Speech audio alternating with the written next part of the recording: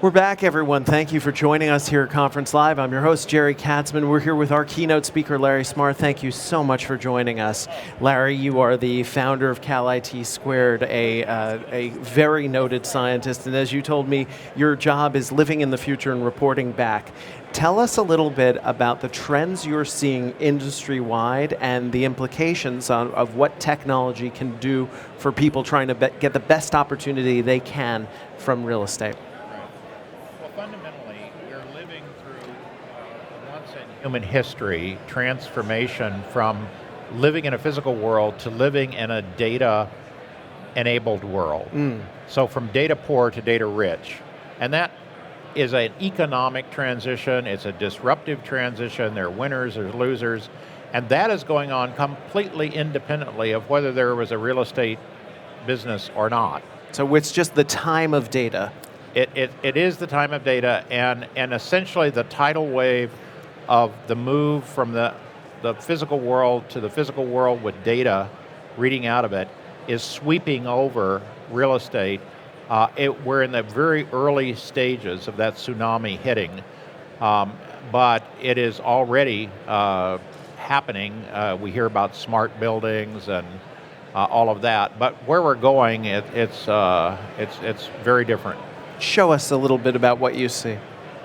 So, one way to do it is think about how Tesla has gone from nowhere to market cap greater than Ford and nothing flat, a few years.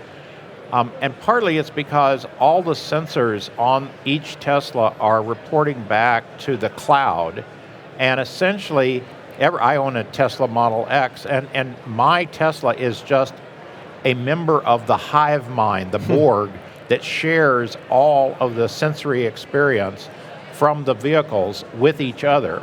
And then that is all, a machine learning is applied to that.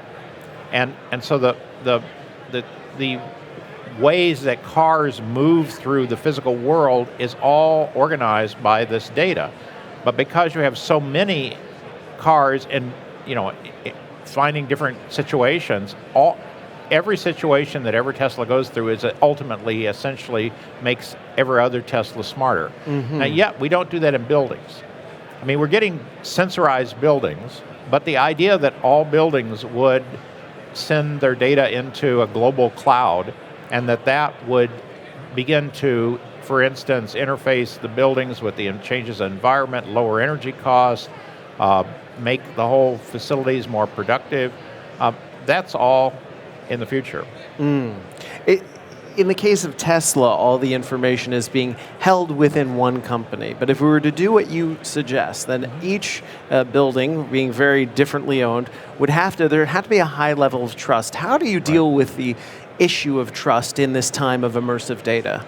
Well, I think that is the fundamental issue, and I guess I see it most in the work I've been doing in the medical field, where all humans would be better off if they shared data flows from all their bodies, everything about them, with everyone else, because then we could get artificial intelligence to really beginning to understand much more precisely when you're making a choice that's not a good choice, it's going to harm your future health, by having everybody contribute.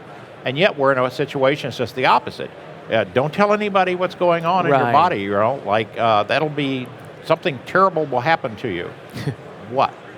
There's the human component of shame, but really, unless you open it up, it's like that saying, the best disinfectant is sunlight. So I've turned my body into a genetic and biomarker observatory, and I'm making all that data public. Now, what we need is the laws and the regulations to protect individuals to do what is the social good, which is to share. Until those laws are in place, people do endanger their employment, their insurance, and so forth. So, I mean, there's a real reason for that. But that could all be different. And so I think that's the sort of thing you're going to see in all this zillions of companies that are here at the conference. They're all, of course, competing often against each other, but there's a larger picture emerging in which you'll notice that some of the biggest companies are now making their software open source. We are sponsored by MRI, and what differentiates MRI in the market is open and connected. They've seen that. Well, why do people do that? Shouldn't you keep the crown jewels inside? Right. Well, that'd be one thing in which the only way you're going to make your software better is the staff that you employ who are constantly on danger of being poached away. You make your software open source, and everybody on the planet can go in and improve your software for free. Mm-hmm. What a deal. What's the mindset? I mean, scientists are by nature interested in collaboration. On an emotional and human level, right. How do you get business people to adopt collaboration? Well, they have to see that collaboration increases their bottom line. It's real simple. Mm-hmm. It's economics. And so that's why you've seen this transition from proprietary software to open source, because they're making more money. They either have to employ fewer programmers to get the same result because they've got all these people out there that are improving it for fun, or they find that once they do open source, then people start adding in. So take Google. I mean, here is the company that's preeminently associated with machine learning. And they took all their crown jewels and made them into TensorFlow and made that open source. Right. Well, now everybody's making apps into TensorFlow. They're not working for Google. Right. They're not on Google's spreadsheet. They're not on their bottom line. But they're adding enormous value. Right. And then that company, the Google, becomes more and more the center of the universe that everybody's adding into. And I think you're seeing the same thing with some early first movers in the real estate business. Speaking of that, as we wrap up, what's an opportunity that you see, and a technology, an opportunity match made in heaven that people might not be exploiting quite yet?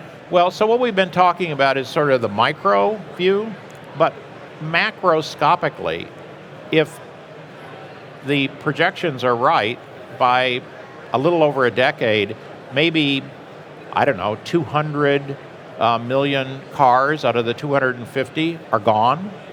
What does that do to real estate? What does that do to parking garages? That might open up as much, we heard this morning, as much as a third of the urban area for new development. So, is that on your heads-up display? I mean, is that in terms of that's not a quarterly thing, right? So a quarterly thing, we get that, Wall Street, all that. Who in your company is actually taking that longer view so that you disrupt your own business before you are roadkill because somebody else comes in and takes your business away from you? So, thinking creatively, we now know that there will be 200 million less cars out there. So we'll have more garage space. Parking garages will start to be like video stores. Right. So what could we do with that? What is the opportunity then? Well, for instance, there are now companies that are literally building new parking garages that are architecturally set up so that if this plays out, they simply come back in, wall them up, and now their condos are business. Really? Yeah. Oh, that's incredible. It's like think a little bit ahead.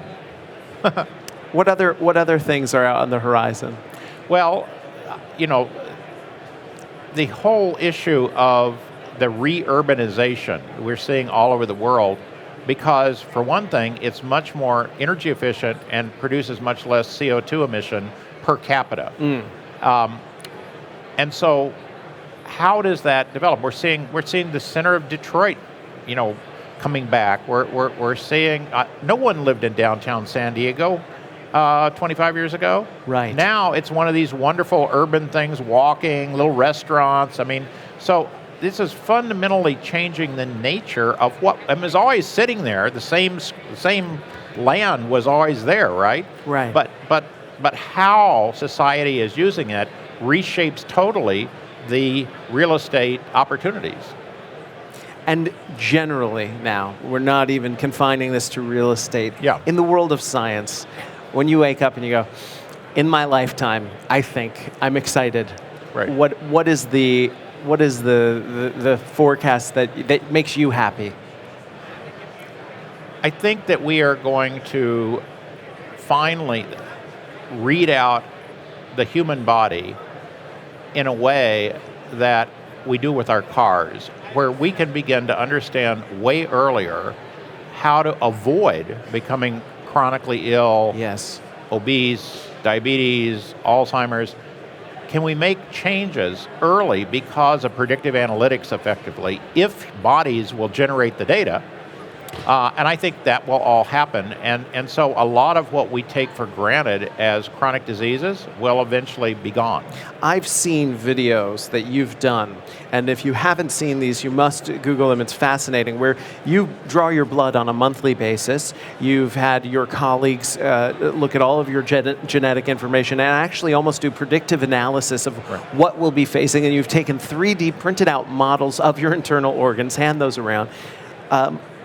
If someone out there is on top of what you're talking about, if we all agree that we'd all be better off as a society if we could share our data, what can the normal person doing this, who's watching this, do? Can we lobby someone to? How can we get involved in this cause? Well, I think the fundamental problem with our country right now is that we've been brainwashed into thinking that what you put in your mouth doesn't, in fact, build your body. It does. How obvious is that, right? So therefore, if you were building a building, you'd think about what are the quality of the materials that I'm going to build that building with, because I want that building to last for maybe a century, 50 years. And so, of course you think about that. Do you think about what you're building your body out of? Do you think, is this real food? And so the ability to understand and be self-educated about what healthy choices are all about, that's something every individual can do. You don't need to have a Fitbit or anything else. You just need to, there's a zillion books on it now, but make better choices. And if you do, your health will be better in the long run. What are the sources that you go to? I know that you said there's lots of books out there, but what is some information that you say, yeah, this is pretty quality information about that? Right. Well, I think, for instance, David Perlmutter's books on Grain Brain and Brain Maker are great. Marty Blazer's book about 2 years ago on the missing microbes, if you want to learn more about the microbiome, which is, by the way, 90% of the DNA-bearing cells in your body are not human. 90% are not human. They're microbes. When you're eating, are you thinking about them? They have needs too. Feed your microbiome, people. Duh. Larry, that's terrific. Is there anything else that you can share with our audience at home or on the web watching Conference Live? Just any last thoughts that you might have for them? Yeah, what I love is the number of people that are actually getting involved with this revolution in artificial intelligence. Those of you, who have Alexa at home, Amazon Echo, Google Home, the ones of you that are activating the digital assistants on your Android phones, using Siri on the Apple phones, that's the new world. And what you don't want to do is miss out and wait too late, because you will be changing your own behavior as these things roll out, and they're going to roll out faster and faster and faster. Right. And you want to be on that learning escalator. That's right. Not to get left behind and to enjoy the benefits of the information. Enjoy the ride, man. This has not happened in all of human history. We are at a very special, at the inflection point. Larry, thank you so much for joining us. What a wonderful conversation. If people want to keep up with you, they can go to Calit2, or and is there anything else that you'd like us to do to be able to interface with what you're up to? Nope. I think I put all of my tweets and PowerPoints and videos and everything up on my portal, and you can just search for Larry Smarr and find it. Terrific. Thank you so much for being with us. Great. Cheers. Larry Smarr, we will be back after a short break coming up in the